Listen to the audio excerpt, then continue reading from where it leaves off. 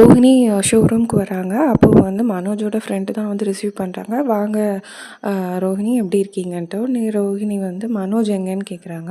இங்கே தான் இருக்காங்க. அப்புறம் என்ன கடையில் யாருமே இல்லை அப்படின்னு கேட்டதும், இல்லை இன்றைக்கி வந்து கடையை லீவ் விட்டுட்டோம், பழைய பாக்கியெல்லாம் செட்டில் பண்ண வேண்டியது இருந்தது, அதனால் லீவ் விட்டுட்டோம், நீங்கள் வாங்க இங்கே வந்து உட்காருங்கன்னு கூட்டிகிட்டு போகிறாங்க. கடைசியில் அந்த இடத்துல பார்த்தோம் அப்படின்னா அங்கே வந்து விஜயாவும் மனோஜும் நின்றுட்டுருக்காங்க. விஜயா ஆண்டியை பார்த்ததும் ரோஹிணிக்கு ரொம்ப ஷாக்காக இருக்குது. ம ம ரோஹிணி வந்து விஜய் ஆண்டிக்கிட்ட, "ஆண்டி எப்படி இருக்கீங்க?" அப்படின்னு கேட்குறா. உடனே விஜயா வந்து நல்லா பயங்கரமாக திட்டுறா.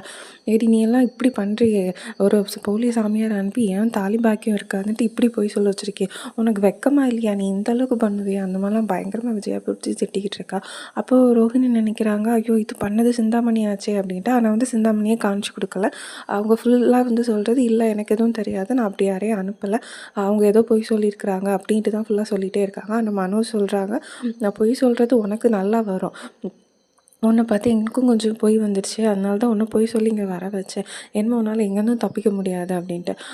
ரோஹிணி எவ்வளவோ சொல்கிறாங்க, இல்லை நான் எதுவும் பண்ணல, நான் கிளம்புறேன் அப்படின்னு போகும்போது கரெக்டாக வந்து அந்த சவுக்கால் அடித்தாங்கல்ல, அந்த அண்ணாவை கூட்டிகிட்டு வந்துடுறாங்க.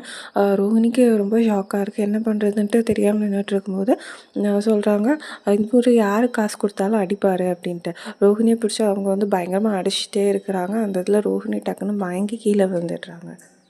சவுக்கால் அடிக்கிறவங்க அங்கேருந்து கிளம்பிடுறாங்க. இதை நம்பி தான் என்னோட பொழப்பே போயிட்டுருக்கு, நீங்கள் போலீஸ் கேஸ் ஆக்கி விட்டுருவீங்க போல இருக்குது, நான் கிளம்புறேன் அப்படின்ட்டு ஓடிடுறாங்க. அதே மாதிரி விஜயாவும் மனோஜோட ஃப்ரெண்டும் வந்து, நாங்கள் இங்கே இருந்தால் அது வந்து தப்பாயிடும், நாங்களும் கிளம்புறோம் அப்படின்ட்டு அவங்களும் கிளம்பிடுறாங்க. விஜயா வந்து மனோஜ் கிட்ட, அவள் முழிக்கிற மாதிரி இருந்தால் உடனே இங்கேருந்து கிளம்பி வந்துடணும் அப்படின்னு சொல்லிட்டு கிளம்பிடுறாங்க.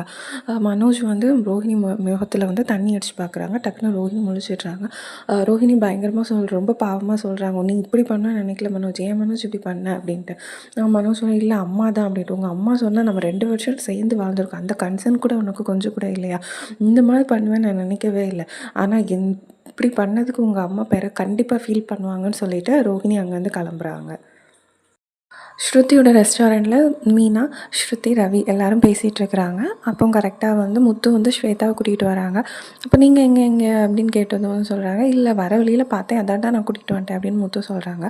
அப்புறமா ஸ்வேதா வந்து உங்களை பார்த்ததில் ரொம்ப ஹாப்பி அப்படின்ட்டு மீனாவையும் ஸ்ருதியும் ஹக் பண்ணிக்கிறாங்க. அதுக்கப்புறமா நீங்கள் முத்து அண்ணா சொன்னாங்க, இங்கே உங்கள் மனோஜ் அண்ணாவோட டிவோர்ஸ் பற்றி அப்படின்ட்டு சொல்கிறாங்க. ஓ அதையும் சொல்லிட்டே. அடுத்து வந்து ஸ்ருதி கிட்ட சொல்கிறாங்க, உங்களோட லைஃப்பில் நடக்கிற பிரச்சனையும் கூட சொன்னாங்க அப்படின்ட்டு. ஒன்று ஸ்ருதி கேட்குறாங்க, ஓ எல்லாத்தையுமே சொல்லிட்டீங்களா அப்படின்ட்டு. அதுக்கப்புறமா நீங்கள் என்ன பண்ணுறீங்க அப்படிங்கும்போது, இல்லை நான் ஒரு ஐடி கம்பெனியில் தான் ஒர்க் பண்ணிகிட்ருக்கேன், அதுவும் ஒர்க் ஃப்ரம் ஹோம், ரொம்ப போரிங்காக இருக்குது அப்படின்ட்டு. உடனே ரவி கேட்குறாங்க, உங்களுக்கு பிடிக்கலனா அதை வந்து விட்டுட்டு வேறு ஜாப் பார்க்க வேண்டியதானே அப்படின்ட்டு. ஆமாம் அதை தான் யோசிச்சுட்ருக்கிறேன்,